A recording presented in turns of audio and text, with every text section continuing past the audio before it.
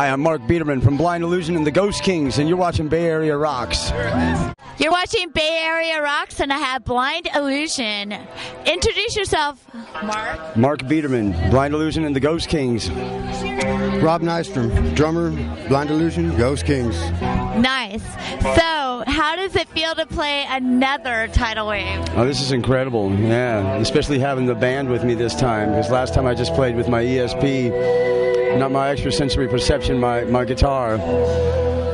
Nice. So I'm really glad that you're very receptive. Yeah. So you guys have a new album coming out? Yeah, Demon Master.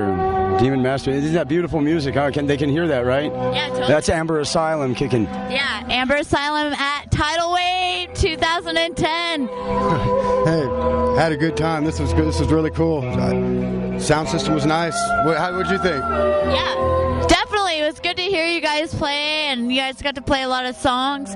What song do you really love to play in Blind Illusion now, Marc?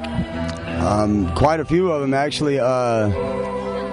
Heaven's Devils, man, because I like dancing during the drum solo part, you know? Yeah. That's what moves me, man, you know? Like, it's like a song that has a drum intro is always going to be like one of the baddest songs, you know, like Rock Candy or Rock and Roll by Zeppelin. But that one's got the drums all in the middle of it, you know? I mean, and it could have started with the drums. I think initially when we worked it up many moons back, we were trying to start it with the drums.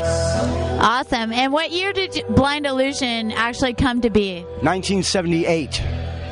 That was with Les Claypool on bass, myself on guitar and vocals, and Brett Hearn on drums. And Brett Hearn has played with Les Claypool and the Frog Brigade and stuff like that. And I think actually Kern the Butterchurn, Strike a Match and Watch, but that's Brett Hearn. He's the gargantuan. The lyrics of the song are about him, the walking boulder.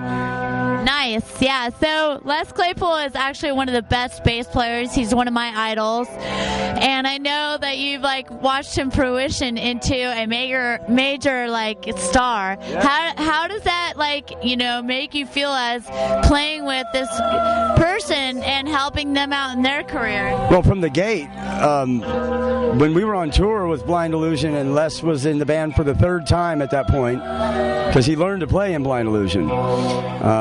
He got his basics and things like that. Split, came back, did the Sons of Illusion for a minute. We were doing some Jeff Beck type stuff. And then he split, came back when we were doing the album.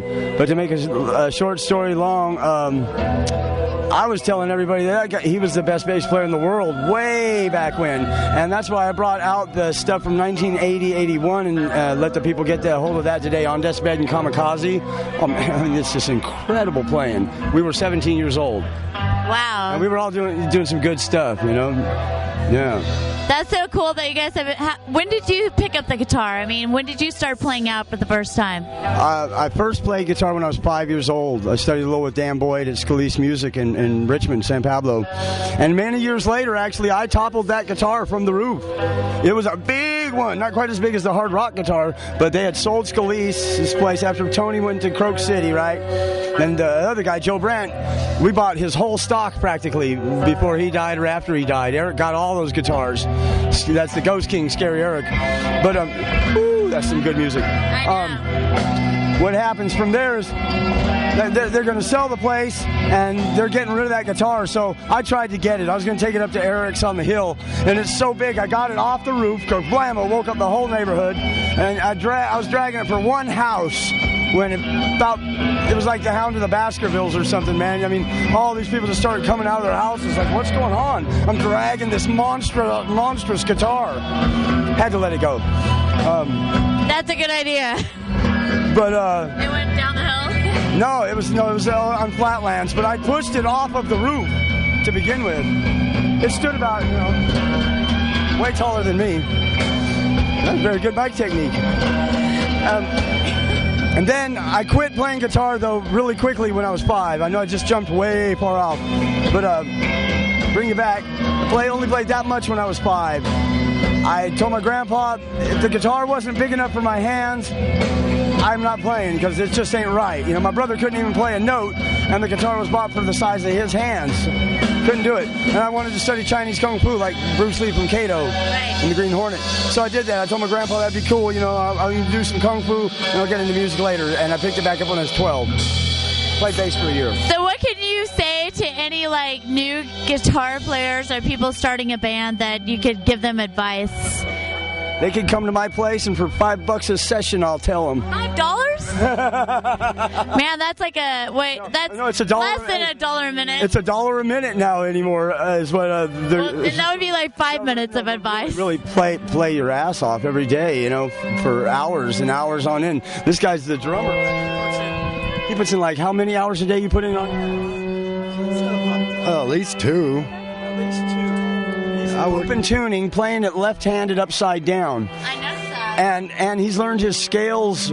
He's learning his scales as if it were an A440. So if you're a slack key player and are playing blues or something in open tuning where you just play with the one finger, doesn't mean you can't go. You just got to know where those notes are. And you have to be that great of a guitar player to be like doing that. It makes me sound. I want to play with these guys, but I don't want to be disrespectful. They're great. Yeah, no, they're awesome. Good shit.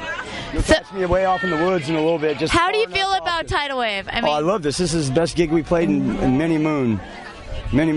So you've been all over Europe and everything? No, I've never been to Europe. Really? Yeah, we did a shoestring budget tour on the U.S. East Coast and stuff, and I performed my Shaolin Kung Fu on the Great Wall of China. Nice. Yeah, and I performed at the Zhongguo Meishu Guan, the world's largest Chinese art museum.